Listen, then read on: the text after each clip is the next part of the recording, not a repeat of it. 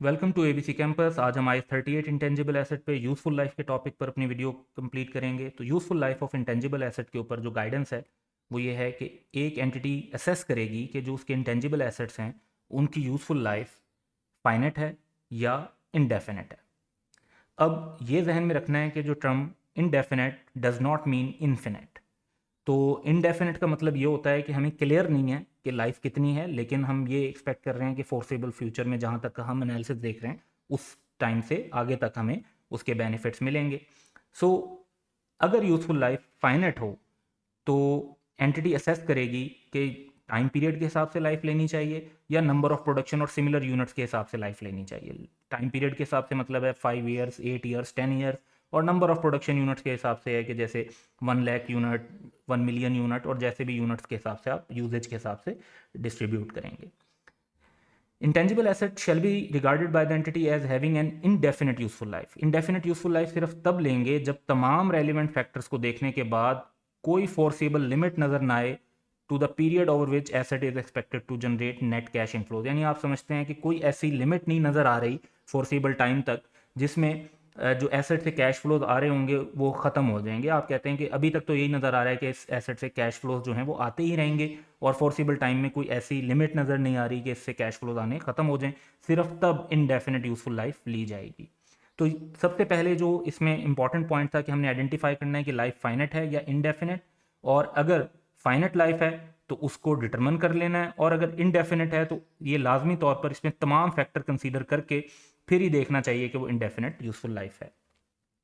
अब useful life जो हमने डिटरमिन की कि फाइनेट होगी या इनडेफिनेट होगी, उसका हमारी अकाउंटिंग के ऊपर क्या इंपैक्ट होगा। तो accounting for intangible asset is based on it's useful life. For example अगर फाइनेट यूजफुल लाइफ है तो उसको आप अमोर्टाइज करेंगे जैसे डेप्रिशिएट करते हैं एसेट्स को, और इंटेंजिबल एसेट जिनकी यूजफुल लाइफ इनडेफिनेट है उनको अमोर्टाइज नहीं करेंगे बल्कि उन्हें इम्पेयरमेंट के लिए टेस्ट किया जाएगा एनुअली या जब भी इंडिकेशन ऑफ इम्पेयरमेंट मिलेगी तब। इंटेंजिबल एसेट जिनकी इनडेफिनेट यूजफुल लाइफ हो उनको हर पीरियड पर रिव्यू करेंगे और ये चेक करेंगे कि क्या अब भी उनकी यूजफुल लाइफ जो है वो कंटिन्यू कर रही है टू बी इनडेफिनेट। और अगर हमारा एनालिसिस ये रिफ्लेक्ट करे कि नहीं, वो तो अब इनडेफिनेट से उनकी लाइफ फाइनेट हो गई, यानी पहले हमें कोई लिमिट नहीं नज़र आ रही थी लेकिन अब हम समझते हैं कि इस एसेट से मैक्सिमम नेक्स्ट जो है 5 ईयर्स तक ही बेनिफिट होगा, तो हम कहते हैं कि हमारी असेसमेंट इनडेफिनेट से फाइनेट की तरफ चेंज हो गई है। इसको चेंज इन अकाउंटिंग एस्टीमेट के मुताबिक डील किया जाएगा in accordance with IS 8, which means के जो प्रीवियस ईयर्स में हम उसको ट्रीट कर चुके हैं उसको चेंज करने की ज़रूरत नहीं है। अब जो भी उसकी रिमेनिंग कैरिंग अमाउंट है उसको रिमेनिंग यूजफुल लाइफ के ऊपर आपने अमोर्टाइज कर देना है according to your amortization depreciation method.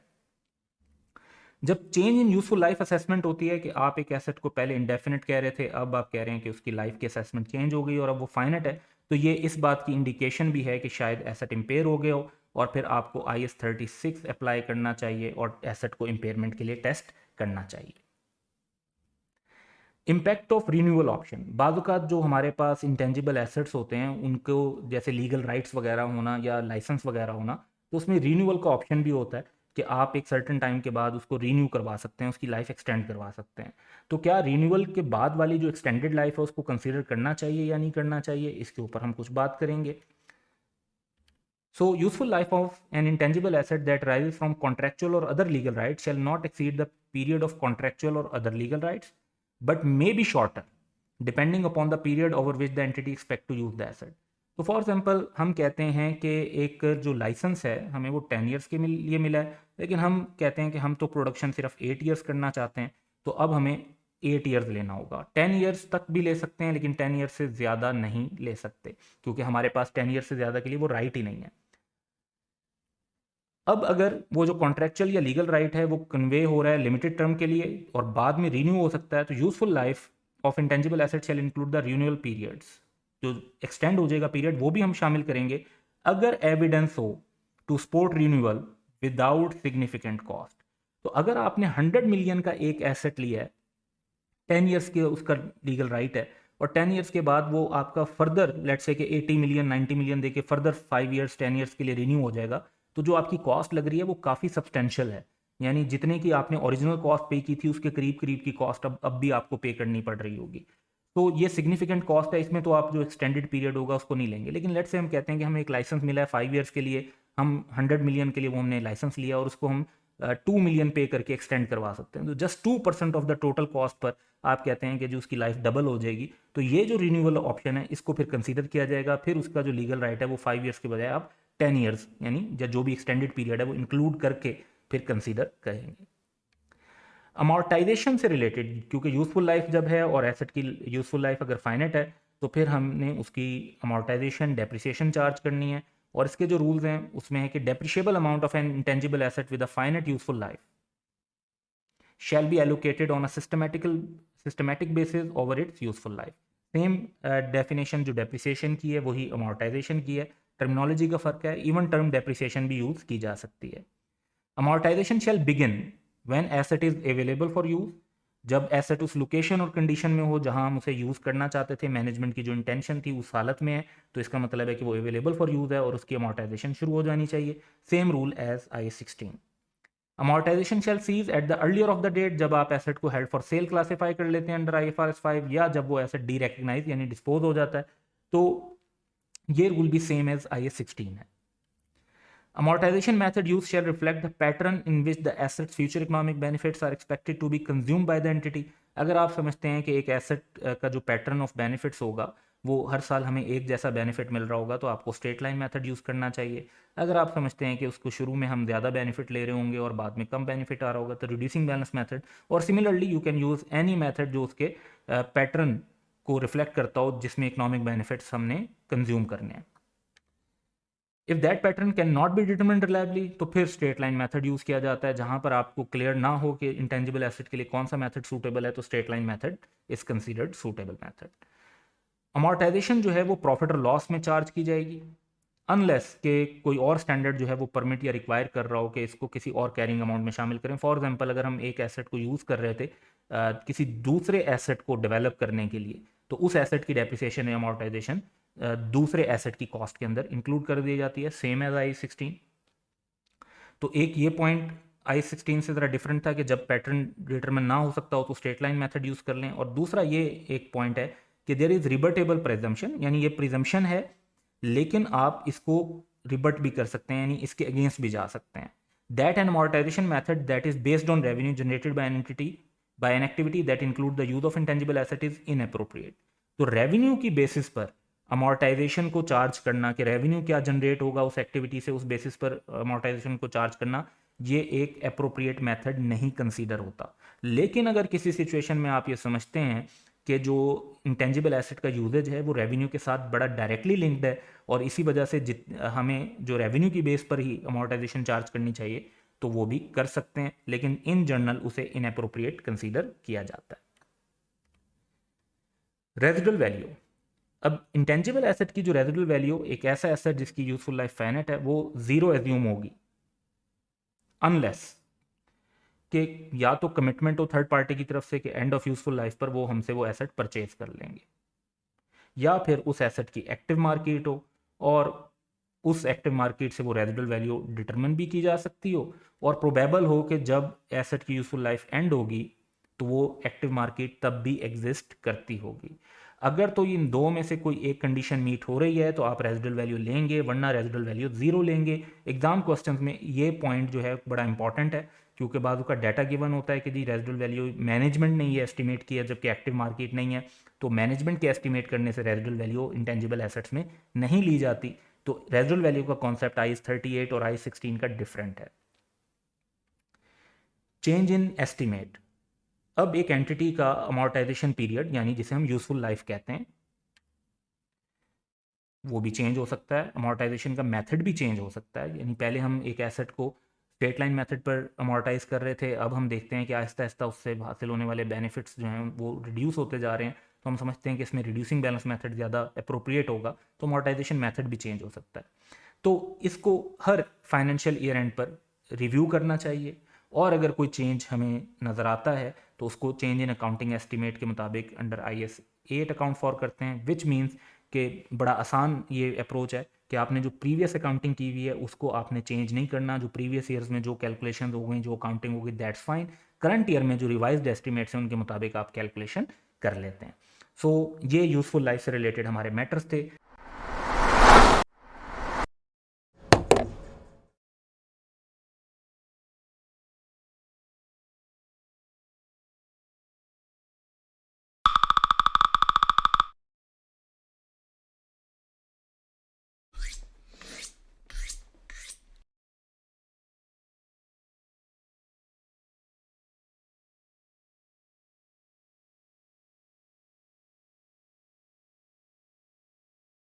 Welcome to ABC campus. आज हम आईस 38 इंटेंजिबल एसेट का एक प्रैक्टिस क्वेश्चन कर रहे हैं जिसका टाइटल है जिब्रा लिमिटेड।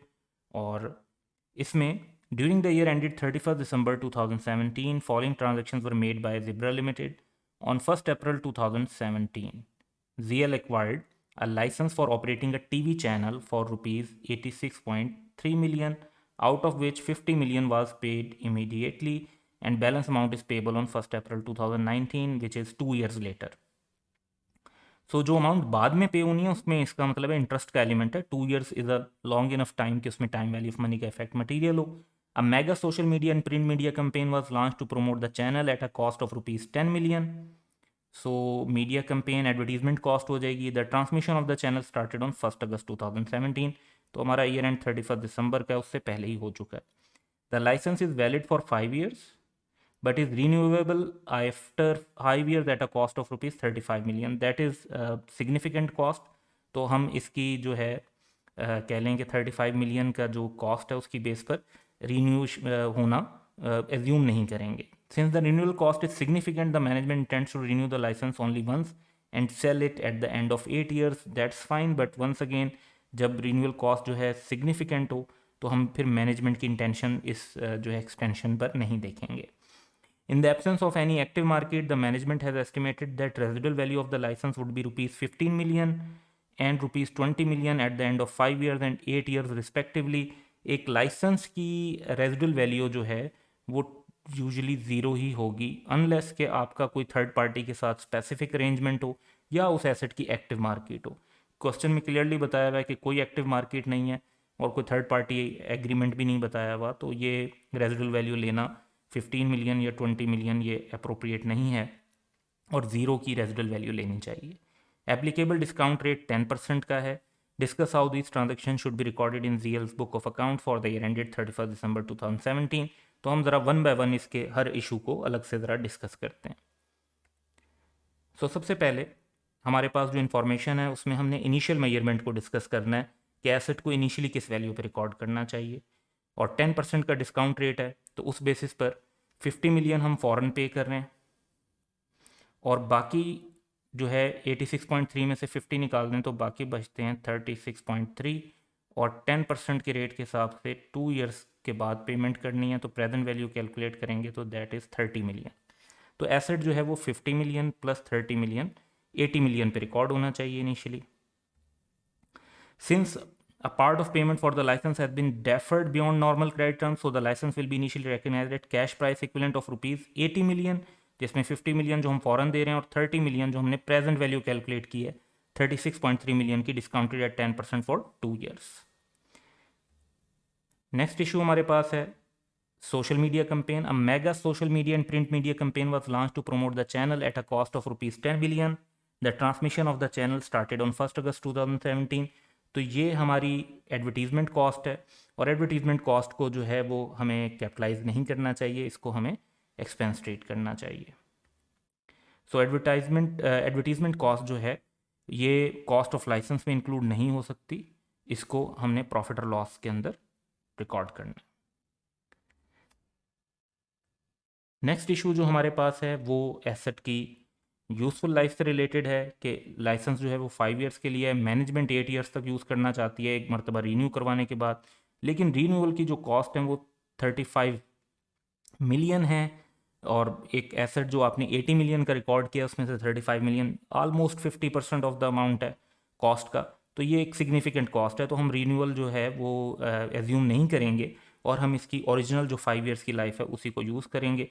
सो यूज़फुल लाइफ के अंदर हम लिखेंगे कि since the renewal cost is significant so the useful life of the license will be restricted to the original 5 years only.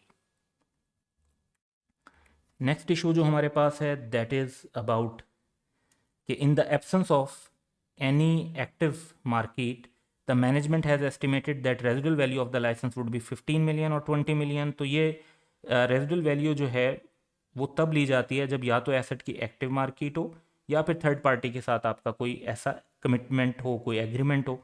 यहाँ पर हमें दोनों नज़र नहीं आ रहे, तो ये अमाउंट्स जो हैं वो इरेलीवेंट हो जाती हैं, ज़ीरो लेनी चाहिए residual value. So residual value of the license will be assumed to be zero since there is no active market for the license and there is no commitment by third party to purchase the license at the end of useful life। इसके बाद हम देखते हैं तो फिर same issue पे हमारे पास आ जाता है कि अमोर्टाइजेशन इसकी कैसे चार्ज होनी चाहिए। सो अमोर्टाइजेशन जो हम चार्ज करेंगे बेस्ड ऑन प्रीवियस थिंग्स, हमने यूजफुल लाइफ देखी 5 ईयर्स हम लेंगे, रेजिडुअल वैल्यू जो है हमने कहा कि जी हम ज़ीरो लेंगे, और एसेट जो है वो हम इनिशियली रिकॉर्ड कर रहे हैं 80 का प्रेजेंट वैल्यू पे। सो 80 माइनस ज़ीरो की रेजिडुअल वैल्यू, यही डेप्रिशिएबल अमाउंट आ गई। 5 ईयर्स जो है वो लाइफ है जो हमने डिस्कस की यूजफुल लाइफ, और 9 मंथ्स की डेप्रिसिएशन, क्योंकि 1 अप्रैल से दिसंबर तक ये 9 मंथ्स का टाइम बनता है। तो 12 मिलियन की जो है हमारी अमोर्टाइजेशन बनती है। ये अमोर्टाइजेशन हमें जो है प्रॉफिट और लॉस में चार्ज करनी चाहिए। इसके बाद जो डिस्काउंट रेट पे हमने प्रेजेंट वैल्यू ली थी, तो उसका इम्पैक्ट ये होगा कि वक्त गुजरने के साथ प्रेजेंट वैल्यू में चेंज आता है, तो हमें unwinding of interest, unwinding of discount करना है, तो उससे हमारा इंटरेस्ट एक्सपेंस भी रिकॉर्ड होगा और पेबल का इंक्रीज भी रिकॉर्ड होगा। तो वो कितने का रिकॉर्ड होगा, हमने जो लाइबिलिटी या पेबल रिकॉर्ड किया हुआ है वो 30 मिलियन का किया हुआ है, 10% का रेट है। वंस अगेन अप्रैल से लेके दिसंबर तक 9 मंथ्स का टाइम बनता है, तो ये कैलकुलेशन बनती है 2.25 मिलियन की। तो इतने का हम इंटरेस्ट एक्सपेंस भी रिकॉर्ड करेंगे और इतने से हमारा पेबल भी इंक्रीज हो जाएगा, यानी हमारा पेबल जो है वो ईयर एंड पर 30 का हमने पहले रिकॉर्ड किया हुआ था, और 2.25 का अब इंक्रीज होकर ईयर एंड पर वो रिफ्लेक्ट होगा 32.25 का। तो ये इस क्वेश्चन के सारे पॉइंट्स थे जिनको हमने वन बाय वन डिस्कस कर लिया।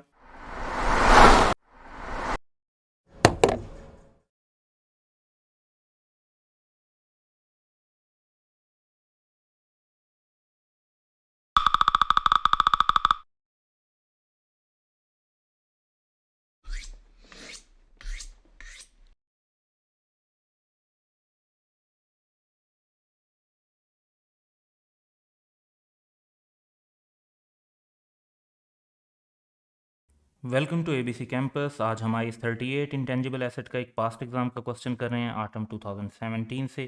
इसका टाइटल है सनशाइन लिमिटेड और ये 10 मार्क्स का क्वेश्चन है। On 1 July 2016 Sunshine Limited acquired 4 licenses namely A, B, C and D for a period of 10 years. The following information is available in respect of these licenses. Cost of license हमें दी हुई है, उसके बाद expected period of cash generation from acquisition date दिया हुआ है। ये इन्फॉर्मेशन इस क्वेश्चन में काफ़ी इंपॉर्टेंट है। अब ज़्यादा इसकी कैलकुलेशन पर इम्पैक्ट तो नहीं आएगा, लेकिन शुरू में डिसाइड करना कि यूज़फुल लाइफ क्या है उसके लिए अहम है।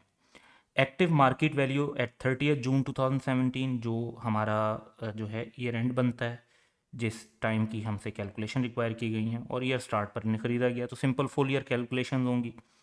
तो एक्टिव मार्केट वैल्यू दी हुई है जिसमें से डी एसेट की एक्टिव मार्केट नहीं है। रिन्यूअल कॉस्ट गिवन है। रिन्यूअल कॉस्ट की इन्फॉर्मेशन भी यूज़फुल लाइफ को डिटरमिन करने में बहुत इंपॉर्टेंट है, क्योंकि जिस एसेट की रिन्यूअल कॉस्ट सिग्निफिकेंट होती है उसकी यूज़फुल लाइफ हम रिन्यूअल के बगैर कंसीडर करते हैं, और जिसकी रिन्यूअल कॉस्ट जो है वो इनसिग्निफिकेंट होती है तो उसका रिन्यूअल हम फिर एज्यूम कर लेते हैं कि हो जाएगा, क्योंकि कॉस्ट उसकी इनसिग्निफिकेंट है। Renewal would allow SL to use the license for another 5 year. तो अब आप एसेट यूज़ कितना करना चाहते हैं और आपको लीगली कितना अलाउड है, ये दो चीज़ें हैं जिसमें से हम देख रहे होंगे। जो लोअर अमाउंट लोअर टाइम होगा उसको फोकस करेंगे। SL uses the revaluation model for subsequent measurement of its intangible asset. An independent valuer has estimated the value of license D at 130 million. लेकिन ये इंडिपेंडेंट वैल्यूअर की value है, active market की value नहीं है, तो ये हम यूज़ नहीं कर सकते, क्योंकि IAS 38 में रिवैल्यूएशन मॉडल की ये कंडीशन है कि जो फेयर वैल्यू होनी चाहिए वो एक्टिव मार्केट की होनी चाहिए। अगर एक्टिव मार्केट के अलावा किसी तरीके से आपके पास फेयर वैल्यू है तो वो यूज़ नहीं करेंगे।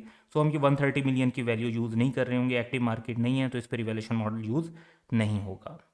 अब हमें जो क्वेश्चन की रिक्वायरमेंट है वो है कि determine the amounts that should be recognize in respect of the licenses in the statement of financial position and statement of profit और loss for the year ended 30 June 2017। तो हमारे आंसर में हमें simply statement of financial position के basic amounts का extract और profit और loss के एक्सट्रैक्ट को अगर हम बता देंगे तो क्वेश्चन की रिक्वायरमेंट पूरी हो जाती हैं। हमें लाइसेंस वाइज एक वर्किंग डेवलप करने की ज़रूरत है, तो ये वर्किंग हम बना लेते हैं। और इसमें सबसे पहला जो और इम्पॉर्टेंट फैक्टर है वो है यूज़फुल लाइफ। अब हम एसेट ए को ज़रा देखते हैं। तो नॉर्मल जो है वो 10 ईयर्स को ध्यान में रखना है, इस्तेमाल आप करना चाहते हैं 12 ईयर्स, क्योंकि एक्सपेक्टेड कैश जनरेशन 12 ईयर्स है। रीन्यूअल कॉस्ट जो है 200 के एसेट में 65 की रीन्यूअल कॉस्ट काफ़ी ज़्यादा है, almost it is more than you can say कि 15 टू 18%, 17.5% समथिंग। सो यहाँ पर सिग्निफिकेंट कॉस्ट होने की वजह से हम इसकी रीन्यूअल को जो है एज्यूम नहीं करेंगे, और रीन्यूअल नहीं होगा तो इसकी जो लाइफ है वो फिर 10 ईयर्स ही ली जाएगी। तो ये 12 ईयर्स नहीं लेंगे, हमें 10 ईयर्स की लाइफ लेनी है, तो ये हम यहाँ पर नोट कर लेते हैं। इसके बाद बी को अगर हम देखते हैं तो हमारी ये सोच है कि इस पर इनडेफिनेट हम कैश जनरेट कर सकते हैं। रीन्यूअल कॉस्ट वंस अगेन काफ़ी सिग्निफिकेंट हैं, 85 मिलियन की हैं in comparison to the cost of 230 million. तो यहाँ पे भी रीन्यूअल जो है वो एज्यूम नहीं किया जाएगा और हम 10 ईयर की यूज़फुल लाइफ ही यूज़ करेंगे। उसके बाद एसेट सी है। एसेट सी में हम एसेट को 6 ईयर्स यूज़ करना चाहते हैं, वैसे लाइसेंस 10 ईयर्स का है, यूज़ 6 ईयर्स करना चाहते हैं। और लेकिन अगर इसे 10 से ज़्यादा भी यूज़ करना चाहते हैं तो इसकी कॉस्ट जो है रीन्यूअल कॉस्ट वो इनसिग्निफिकेंट है, it is just 2 million. But हम इसे कम यूज़ करना चाहते हैं तो हमारी यूज़फुल लाइफ ही जो है 6 ईयर्स ही ली जाएगी, क्योंकि हम जो एक्सपेक्ट कर रहे हैं कि इसके इकोनॉमिक बेनिफिट हमारे पास 6 ईयर से ज़्यादा के नहीं होंगे। सो ये 6 की वैल्यू ले लेंगे हम। एसेट डी जो है उसकी लाइफ 12 ईयर्स गिवन है, और यानी जो एक्सपेक्टेशन है 10 ईयर्स का लाइसेंस है हमारे पास, और रीन्यूअल कॉस्ट जो है वो इनसिग्निफिकेंट है, जस्ट 1 मिलियन की है। तो इसका मतलब है कि हम इसको 1 मिलियन की कॉस्ट इतनी सिग्निफिकेंट नहीं है, इसका मतलब इसके रीन्यूअल करने में हमें कोई ख़ास प्रॉब्लम नहीं आ रहा होगा, तो हम एक्सपेक्ट करते हैं कि इसका रीन्यूअल हो जाएगा, और इस वजह से हम इसकी लाइफ 10 ईयर्स से ज़्यादा ले सकते हैं, दैट इज़ 12 ईयर्स। सो ये 12 ईयर्स की हम लाइफ भी नोट कर लेते हैं। इसके बाद हम चलते हैं और जो है कॉस्ट ऑफ लाइसेंस हम मेंशन करेंगे। तो जो क्वेश्चन में हमें वैल्यूज गिवन थी वही हमने कॉस्ट ऑफ लाइसेंस मेंशन कर ली। इसके बाद इसकी हमने अमोर्टाइजेशन चार्ज करनी है। यूज़फुल लाइफ अब जब हम कैलकुलेट कर चुके हैं तो रेजिडुअल वैल्यू जो है वो इंटेंजिबल एसेट की ज़ीरो ही एज्यूम की जाती है, तो रेलिवेंट लाइफ के हिसाब से हम अमोर्टाइजेशन चार्ज करेंगे। 200 पे 10 ईयर्स के हिसाब से 20, 230 पे 10 ईयर्स के हिसाब से 23, और 90 पे 6 ईयर्स के हिसाब से 15, और 60 पे 12 ईयर्स के हिसाब से 5, और इस तरह से टोटल 63 की अमोर्टाइजेशन बन जाती है। और अगर हम नेट वैल्यू निकालते हैं तो 180, 207, 75, 55 और टोटल 517। अब एसेट जो हैं वो हमारे रिवैल्यूड होने, जिसमें से डी को तो हम रिवैल्यू नहीं कर सकते क्योंकि इसकी एक्टिव मार्केट नहीं है। बाकी एसेट्स की रिवैल्यूएशन के लिए फेयर वैल्यू हमारे पास है एक्टिव मार्केट से, तो उसको हम नोट कर लेंगे। तो ए की वैल्यू 170, बी की वैल्यू 300 और सी की वैल्यू 65 हमें गिवन है। डी जो है उसको हम रिवैल्यू नहीं कर सकते, उसकी जो वैल्यू 55 है वही यूज़ की जाएगी। उसके बाद अगर हम अब कैलकुलेट करते हैं तो कंपैरिजन में हमारे पास रिवैल्यूएशन का गेन और लॉस आ रहा है, तो एसेट ए पर हमारे पास लॉस आ जाएगा ऑफ 10, एसेट बी के ऊपर हमारे पास गेन आ जाएगा 93, एसेट सी पर हमारे पास वंस अगेन लॉस आ जाएगा 10 का। इस तरह से हमारे पास 93 का गेन आ रहा है और 20 का लॉस आ रहा है। Now we can make extracts of statement of financial position. तो इंटेंजिबल एसेट्स जो हैं हमारे 590 पर रिफ्लेक्ट होंगे। उसके बाद हमारे जो रिवैल्यूएशन सरप्लस है वो 93 पर जो एसेट बी पर अराइज हुआ है वो शो होगा। प्रॉफिट और लॉस के अंदर हम अमोर्टाइजेशन शो करेंगे ऑफ 63, और इसके अलावा प्रॉफिट और लॉस में हम रिवैल्यूएशन लॉस या इम्पेयरमेंट लॉस शो करेंगे जो कि एसेट ए और एसेट सी पर अराइज हुआ है 20 का। तो इसे आप रिवैल्यूएशन लॉस भी लिख सकते हैं और इम्पेयरमेंट लॉस भी लिख सकते हैं कि एसेट की वैल्यू डिक्लाइन हो गई है, अगर इंडिकेशन से राइज हो रही है हमारे पास। तो ये हमारे क्वेश्चन की रिक्वायरमेंट थी जो यहाँ पर कंप्लीट हो जाती हैं। और आपने जो एक बात का ख्याल रखना है कि यूज़फुल लाइफ की कैलकुलेशन, दूसरा ये कि रिवैल्यूएशन सरप्लस और रिवैल्यूएशन लॉस को आपने नेट नहीं करना, आइटम बाय आइटम इसकी अकाउंटिंग की जाती है। So that's all for today, have a good day.